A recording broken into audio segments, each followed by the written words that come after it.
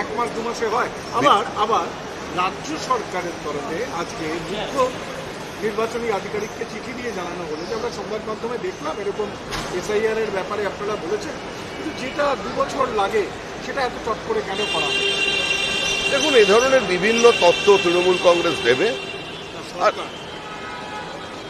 আপনি অভিষেক বন্দ্যোপাধ্যায়ের কথা বলছেন, আবার এখন সরকার বলছেন। বন্দ্যোপাধ্যায় বলেছেন সরকারও চিঠি দিয়েছে। তাহলে কে সরকার? অভিষেক বন্দ্যোপাধ্যায় সরকার না পশ্চিমবঙ্গ রাজ্য সরকার বলে আলাদা কিছু আছে? এটা তো কোনো প্রশ্ন হলো না। তৃণমূল কংগ্রেসের এজেন্ডা হলো বাংলাদেশি জেহাদির রোহিঙ্গা মৃত ভোটার ভুয়ো ভোটারদের নাম ভোটার লিস্টে রেখে দেওয়া। আর নির্বাচন কমিশনের দায়িত্ব হলো একটি ত্রুটিমুক্ত ভোটার লিস্ট রাজ্যবাসীকে উপহার দেওয়া।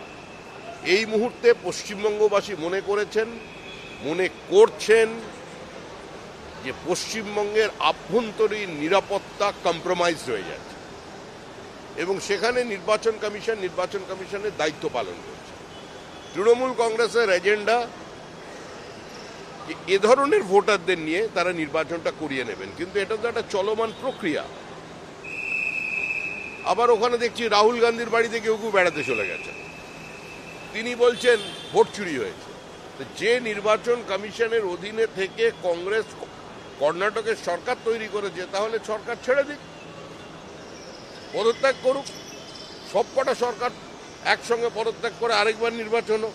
এই সমস্ত আষাঢ়ে গল্প দিয়ে তো কোনো লাভ নেই।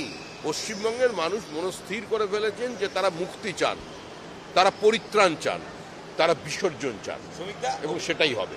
অভিষেক বন্দ্যোপাধ্যায় আজকে একটা কথা বলেছেন, যদি একজন ভোটারের নাম বাদ যায় তাহলে 1 লক্ষ বাঙালিকে নিয়ে আমরা নির্বাচন কমিশন ঘেরাও করব। যদি একজনের 10 লক্ষ মানুষ নিয়ে করবেন, তাতে কি এসে গেল? রোহিঙ্গার নাম ভোটার লিস্টে থাকবে না, বাংলাদেশি জিহাদিদের নাম থাকবে না, মৃত ভোটারের নাম থাকবে না, এক মানুষের নাম 4 বার থাকবে না। এটা হবে। এটা নির্বাচন কমিশনের বিহারে করে দেখাচ্ছে, এখানেও হবে। এখন কেউ যদি সরকারের বিরুদ্ধে যুদ্ধ ঘোষণা করেন, সাংবিধানিক সংস্থাকে ভেঙে গুঁড়িয়ে দিতে চান, তাহলে ভেঙে গুঁড়িয়ে দিয়ে দেখুন সরকার থাকে কিনা। অভিষেক বন্দ্যোপাধ্যায় একটা কথা কিন্তু বলেছেন, বাবু এটা বারবার বলুন। দেখুন, অভিষেক বন্দ্যোপাধ্যায় একজন রাজনৈতিক দলের সম্মানীয় নেতা, তিনি সাংসদ, তিনি এই সরকারের উত্তরাধিকারী, কিন্তু তিনি এই সরকারের এই মুহূর্তে কেউ নন। তো আপনি একবার সরকারের বিবৃত অবস্থান এবং অভিষেক বন্দ্যোপাধ্যায়ের অবস্থান দুটো কি আলাদা না দুটো এক? এটাও তো মানুষ থেকে বুঝতে হবে। আমি একটা অন্য প্রশ্ন আছে, সেটা হচ্ছে যে কংগ্রেস এবং তৃণমূল কংগ্রেস কাছাকাছি আসতে পারে, অন্তত কার কি এসে গেল? আমরা তো চাই কংগ্রেস তৃণমূল কংগ্রেস সিপিআইএম একযোগে নির্বাচনে লড়ুক। পশ্চিমবঙ্গের মানুষের সামনে দাঁড়িয়ে বলুন যে আমরা দিল্লিতে যেভাবে সংসদের উভয় কক্ষে একযোগে দাঁড়িয়ে হল্লা করছি, সংসদীয় কাজকর্ম বন্ধ করে দিচ্ছি উভয় কক্ষে, আমরা পশ্চিমবঙ্গেও সেটা করতে চাই। আমরা তো দেখতে চাই যে শুভঙ্কর সরকার, মমতা বন্দ্যোপাধ্যায় আর আমাদের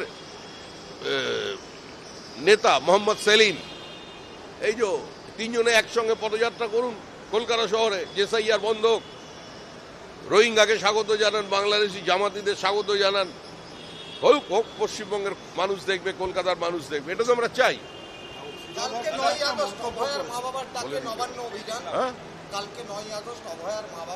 অভয়ার মা বাবার ডাকে যে নবান্ন অভিযান হয়েছে, তাতে বিজেপির কর্মীরা পতাকা ছাড়া অংশগ্রহণ করবেন, বিরোধী দলনেতা যাবেন। কারণ বিরোধী দলনেতা তো শুধু বিজেপির নেতা নন, বিরোধী দলনেতা একটি সাংবিধানিক পদ, একটা অবস্থান। প্রত্যেকটি প্রতিবাদকে দেহ মন দিয়ে স্পর্শ করার দায়িত্ব তার। তিনি যাবেন, আমাদের কর্মীরা যাবে, পতাকা ছাড়া যাবে। একটা স্বতঃস্ফূর্ত প্রতিবাদ, একটা আবেগ, একজন বাবা মার কিছু না পাওয়ার ব্যথা, যন্ত্রণা, একমাত্র সন্তানকে হারিয়ে দেওয়ার যন্ত্রণা, একটা প্রাতিষ্ঠানিক খুন, ধর্ষণ, তার বিরুদ্ধে মানুষ পথে নামছে, প্রতিবাদ হচ্ছে।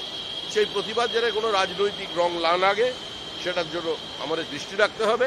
আমাদের দলের সমস্ত কর্মীরা যাতে সামিল হবেন কোনো পতাকা ছাড়া। বাঙালি মনীষীদের ব্যাচ পড়ায় সংসদে আপত্তি, এই যে তৃণমূল সড়ক, বাঙালি মনীষীদের ব্যাচ পড়ায় সংসদের, সেক্ষেত্রে কোথায় তো দেখলাম না তো এরকম কোনো ব্যাচ। সংসদে তো কোনো ব্যাচ প্ল্যাকার্ড দেখানো যায় না। আর তৃণমূল কংগ্রেস কোন মনীষীর ব্যাচ করে? তৃণমূল কংগ্রেস রবীন্দ্রনাথকেই চ্যালেঞ্জ করে দিয়েছে। তৃণমূল কংগ্রেস বিশ্বভারতীকে চ্যালেঞ্জ করে বিশ্ব বাংলা করেছে, গীতাঞ্জলিকে চ্যালেঞ্জ করে কথাঞ্জলি করেছে, গীত বিতান এখন কবিতা বিতান। তৃণমূল কংগ্রেস এখন যদি ওইগুলো নিয়ে যাচ্ছে, রবীন্দ্রনাথ উপর থেকে চমকে চমকে উঠছে। রামকৃষ্ণ তো কাঁদছে, একটু গভীর রাতে যাবেন, একটু যাবেন দয়া করে কামারাডি দক্ষিণেশ্বর বড়নগর এলাকায় একটু কান পাতবেন, দেখবেন কষ্ট পাচ্ছে খুব, ডুকরে ডুকরে কান্নার আওয়াজ শুনতে পাবেন রাত্রিবেলা। রামকৃষ্ণ কাঁদছে যে আমি বলে গেলাম যত মত তত পথ, আর এরা আমাকে যেখানে সেখানে ডাস্টবিনের ওপরে কাঁচের বাক্সবন্দি করে দাঁড় করিয়ে দিয়ে বলছে সব মত আর এক পথ, সেই পথ তৃণমূলের পথ। রামকৃষ্ণ তো কাঁদছেন। স্বরাষ্ট্রমন্ত্রীর সাথে গতকাল বৈঠক হয়েছিল, পশ্চিমবঙ্গের ঠিক কি কি প্রসঙ্গ উঠে এসছে সেই বৈঠকে? না, স্বরাষ্ট্রমন্ত্রীর সঙ্গে গতকাল নয়, তার আগের দিন বৈঠক হয়েছে। রাজনৈতিক দলের সর্বোচ্চ নেতৃবৃন্দের সঙ্গে রাজ্যের নেতাদের যখন বৈঠক হয় সেটা নিশ্চয়ই সংবাদ মাধ্যমে বলা যায় না। বাঙালি অস্মিতার প্রশ্নে রবীন্দ্রনাথ বাঙালি অস্মিতা তুলনা করলেন ফিরাদাকে। আরে রবীন্দ্রনাথের উপরে তো, রবীন্দ্রনাথ যেটা পারেননি সেটা মমতা বন্দ্যোপাধ্যায় পেরেছেন। আমাদের মুখ্যমন্ত্রীকে আপনারা এত ছোট করে দেখছেন কেন? আমাদের মুখ্যমন্ত্রী বিকেলে ভোরের ফুল ফুটিয়ে দিতে পারেন। তা আজকেই তো এটা রবীন্দ্রনাথকে সবচেয়ে বড় উপহার দিল তৃণমূল কংগ্রেস। এখন তো মানুষ খালি বলছে যে কবি মঞ্চে মঞ্চে তুমি শুধুই কি ছবি, তুমি শুধু আজ 25শে বৈশাখ আর 22শে শ্রাবণ, এই আক্ষেপ আর কেউ করতে পারবে না। এখন রবীন্দ্রনাথ অনেকদিন হলো গত হয়েছেন, যদিও তার কালাতীত সত্তা আমাদের দেহ মনে প্রতিষ্ঠিত, কিন্তু সেই জায়গায় এখন আমাদের মুখ্যমন্ত্রী এসে গেছেন, এটাই তো আমাদের সবচেয়ে বড় পাওয়া।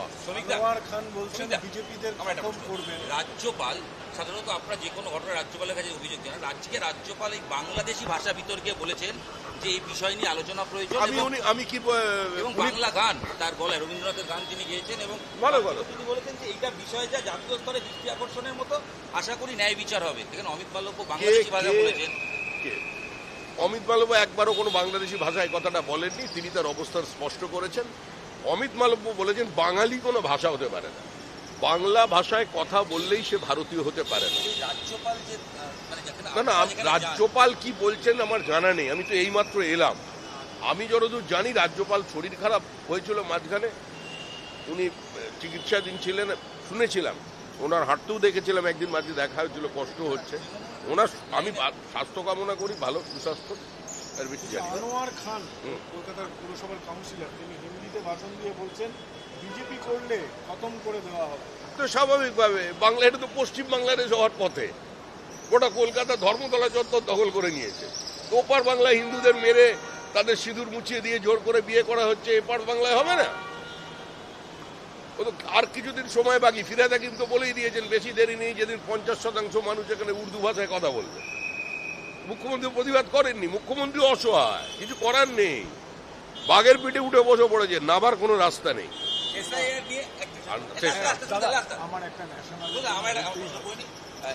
নিয়ে প্রিয়াঙ্কা গান্ধীর বক্তব্য বিজেপি কাজে লাগাচ্ছে। একটা হিন্দু ঠিক আছে দাদা, হিন্দি প্রশ্ন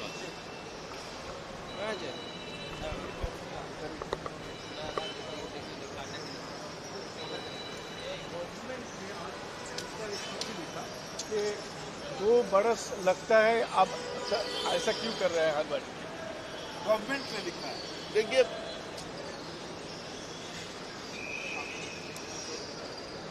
चुनाव आयोग एक संवैधानिक संस्था है, उसका अथॉरिटी चैलेंज हो रहा है पश्चिम बंगाल पर।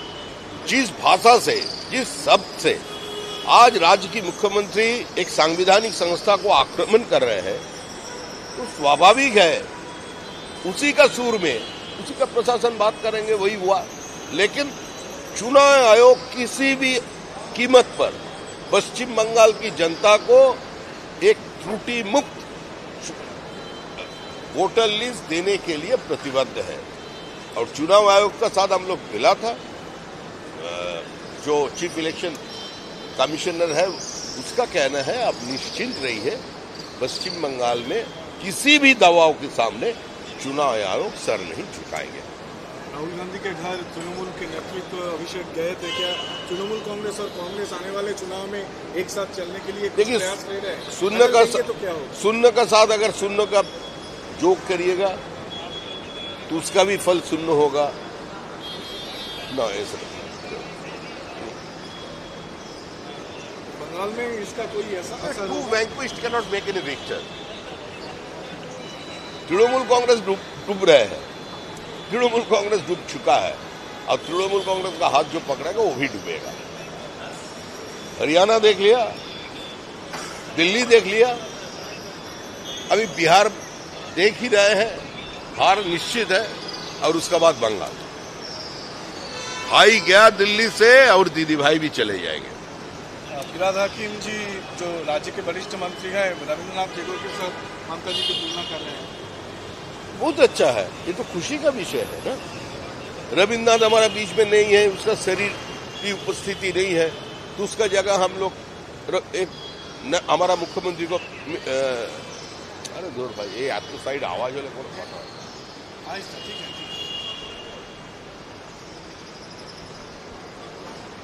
देखिए, कविगुरु रविंद्रनाथ ठाकुर आज उसका पार्थिव शरीर लेकर हमारा अंदर में नहीं है, लेकिन ये पश्चिम बंगाल के लिए बहुत खुशी का बात है। आज रविंद्रनाथ को रिप्लेस करके हमारा मुख्यमंत्री ममता बनर्जी चले आए। रविंद्रनाथ विश्व भारती बनाया था शांति निकेतन में, हमारा मुख्यमंत्री उसी का सामने एकदम आंख में आंख रखकर पूरा टक्कर के साथ उन्होंने विश्व बंगला बना दिया। रविंद्रनाथ का गीतांजलि कथांजलि से रिप्लेस हो गया। रविंद्रनाथ को गीतोबितान आज कविताबितान से चले गए।